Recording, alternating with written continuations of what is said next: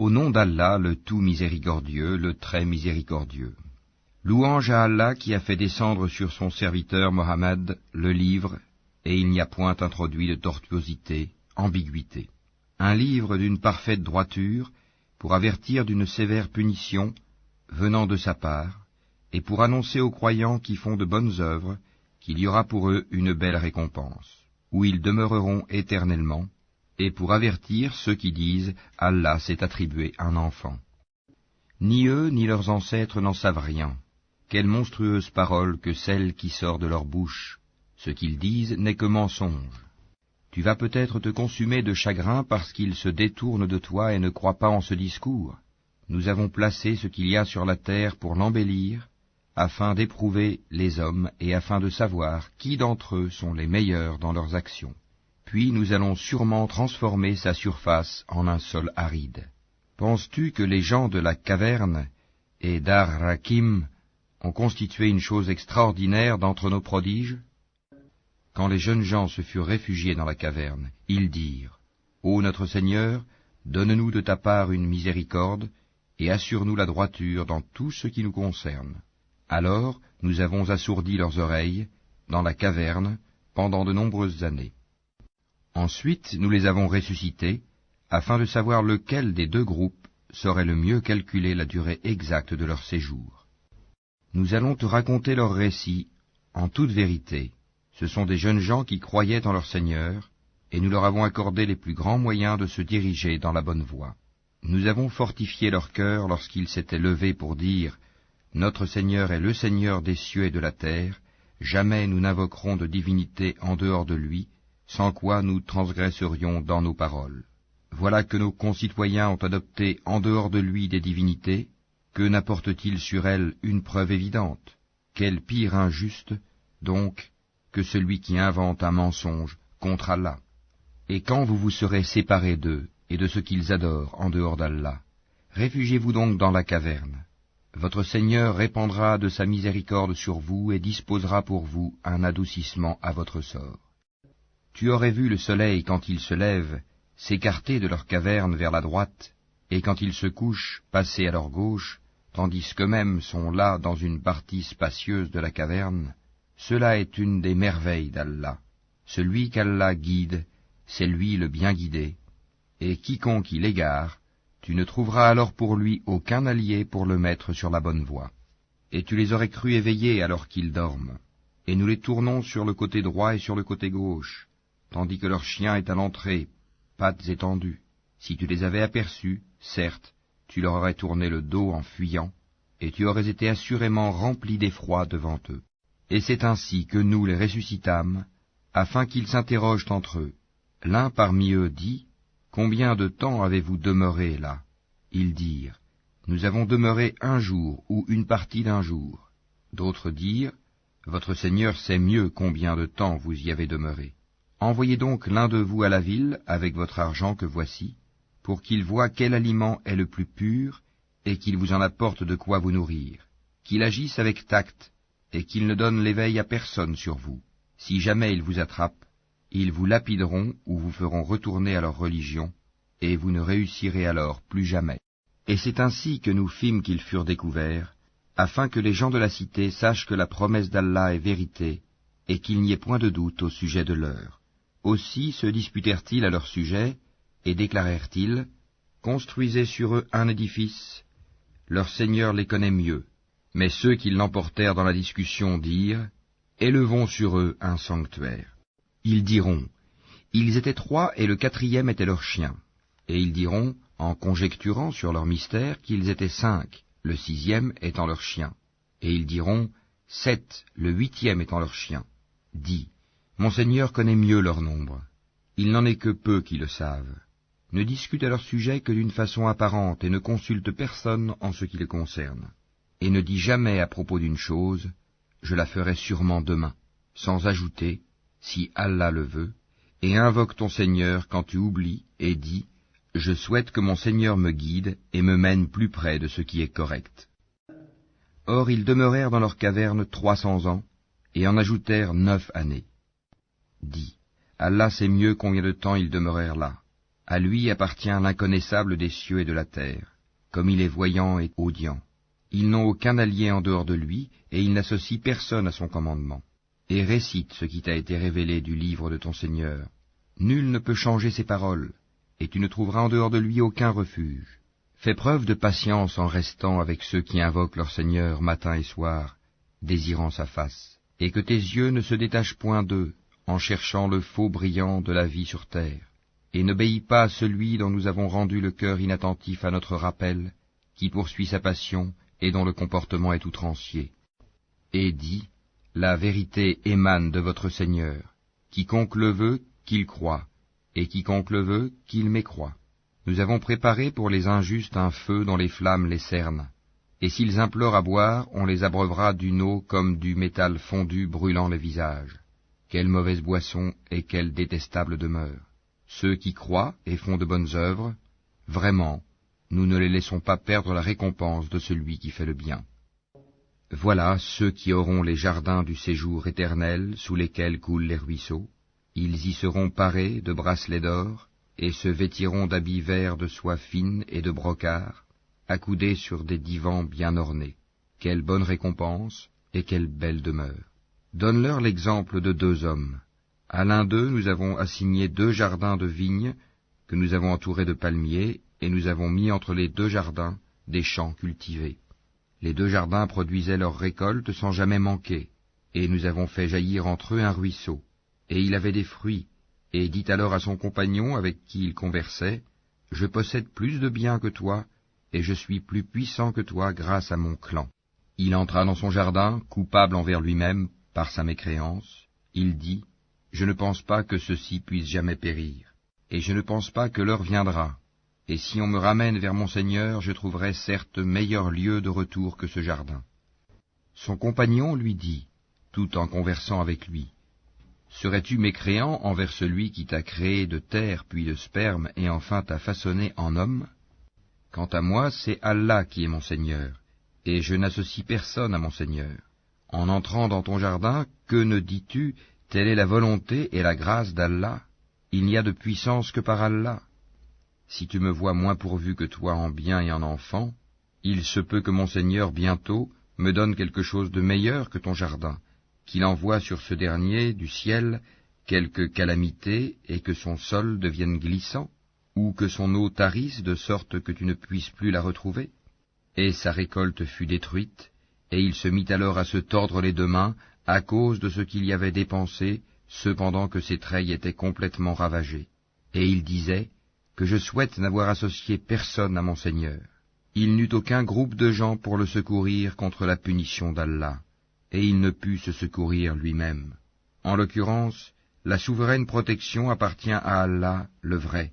Il accorde la meilleure récompense et le meilleur résultat. Et propose-leur l'exemple de la vie ici-bas. Elle est semblable à une eau que nous faisons descendre du ciel. La végétation de la terre se mélange à elle, puis elle devient de l'herbe desséchée que les vents dispersent. Allah est certes puissant en toutes choses. Les biens et les enfants sont l'ornement de la vie de ce monde.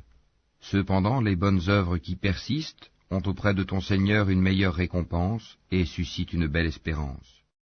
Le jour où nous ferons marcher les montagnes et où tu verras la terre nivelée comme une plaine, et nous les rassemblerons sans en omettre un seul.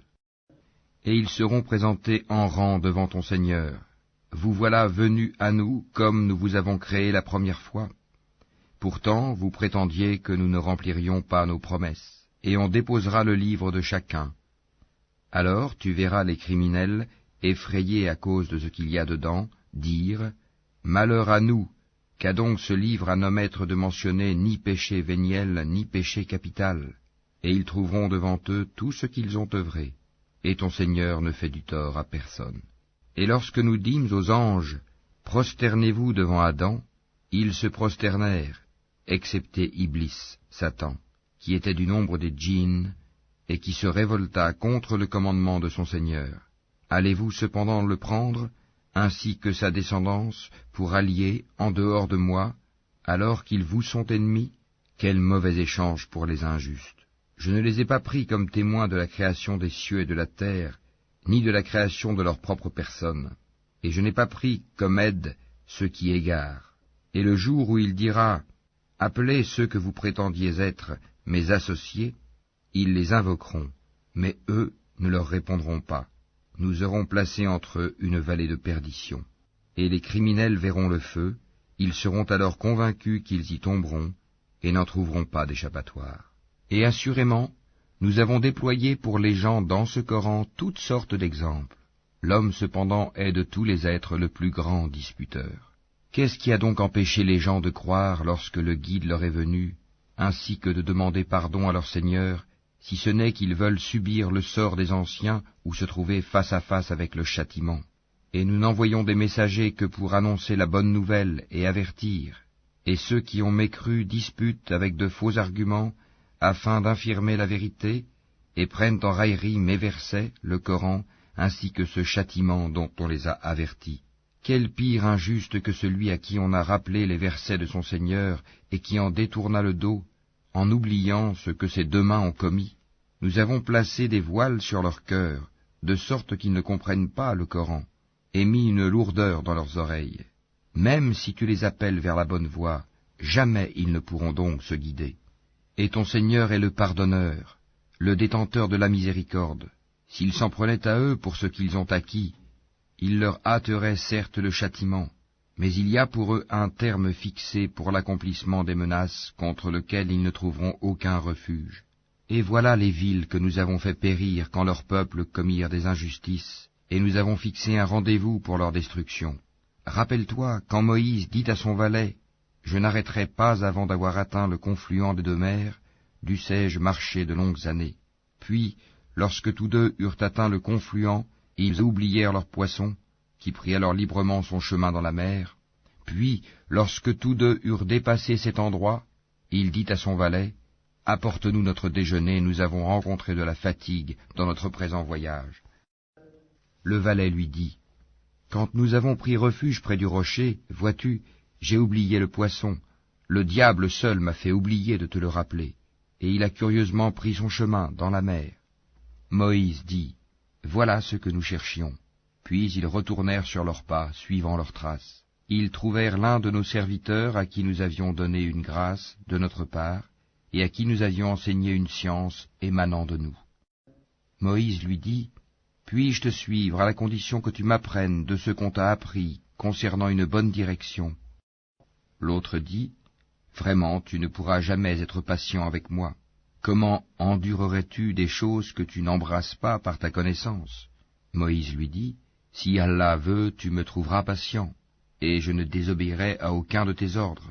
Si tu me suis, dit l'autre, ne m'interroge sur rien tant que je ne t'en aurai pas fait mention. » Alors les deux partirent, et après qu'ils furent montés sur un bateau, l'homme y fit une brèche. Moïse lui dit « Est-ce pour noyer ces occupants que tu l'as ébréché? Tu as commis certes une chose monstrueuse. » L'autre répondit « N'ai-je pas dit que tu ne pourrais pas garder patience en ma compagnie? » « Ne t'en prends pas à moi, dit Moïse, pour un oubli de ma part, et ne m'impose pas de grandes difficultés dans mon affaire. » Puis ils partirent tous deux, et quand ils eurent rencontré un enfant, l'homme le tua. Alors Moïse lui dit « As-tu tué un être innocent qui n'a tué personne? Tu as commis certes une chose affreuse. » L'autre lui dit « Ne t'ai-je pas dit que tu ne pourrais pas garder patience en ma compagnie? Si après cela je t'interroge sur quoi que ce soit, dit Moïse, alors ne m'accompagne plus, tu seras alors excusé de te séparer de moi. » Ils partirent donc tous deux, et quand ils furent arrivés à un village habité, ils demandèrent à manger à ses habitants, mais ceux-ci refusèrent de leur donner l'hospitalité. Ensuite ils y trouvèrent un mur sur le point de s'écrouler. L'homme le redressa. Alors Moïse lui dit, « Si tu voulais, tu aurais bien pu réclamer pour cela un salaire. » « Ceci marque la séparation entre toi et moi, dit l'homme. Je vais t'apprendre l'interprétation de ce que tu n'as pas pu supporter avec patience. Pour ce qui est du bateau, il appartenait à des pauvres gens qui travaillaient en mer. Je voulais donc le rendre défectueux, car il y avait derrière eux un roi qui saisissait de force tout bateau.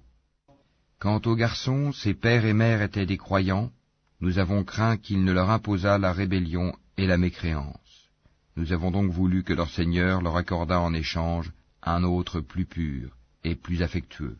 Et quant au mur, Il appartenait à 2 garçons orphelins de la ville, et il y avait dessous un trésor à eux, et leur père était un homme vertueux.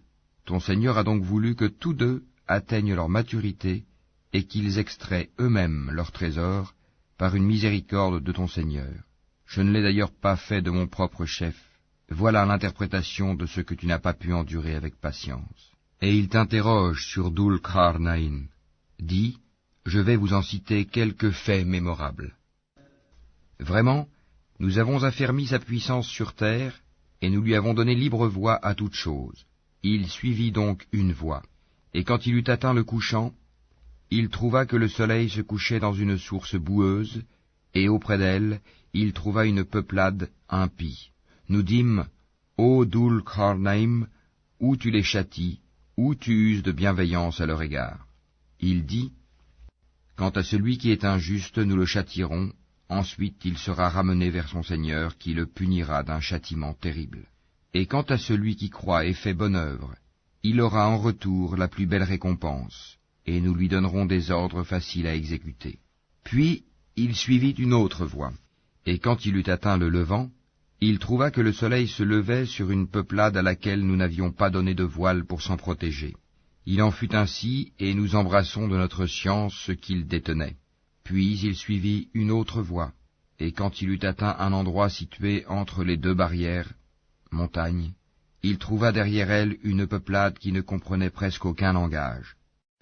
Ils dirent, ô Dhul Qarnayn, les Ya'juj et les Ma'juj commettent du désordre sur terre. Est-ce que nous pourrons t'accorder un tribut pour construire une barrière entre eux et nous? Il dit, ce que mon Seigneur m'a conféré vaut mieux que vos dons.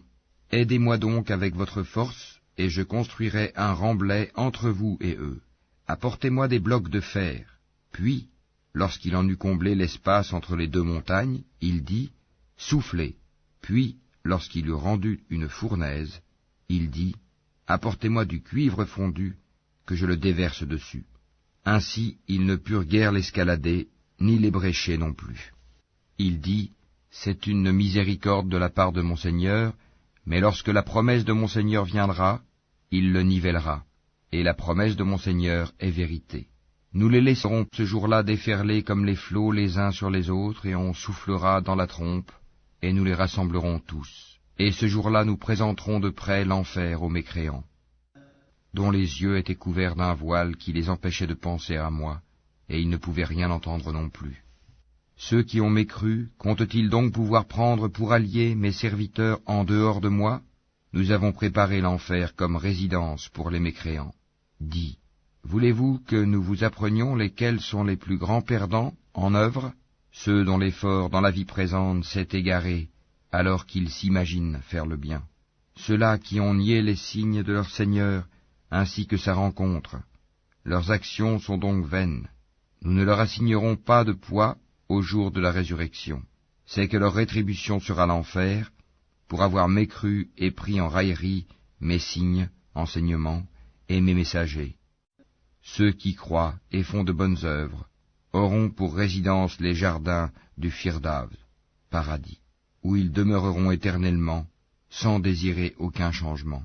Dis, si la mer était une encre pour écrire les paroles de mon Seigneur, certes la mer s'épuiserait avant que ne soient épuisées les paroles de mon Seigneur, quand même nous lui apporterions son équivalent comme renfort. Dis, je suis en fait un être humain comme vous. Il m'a été révélé que votre Dieu est un Dieu unique. Quiconque donc espère rencontrer son Seigneur, qu'il fasse de bonnes actions, et qu'il n'associe dans son adoration aucun autre à son Seigneur.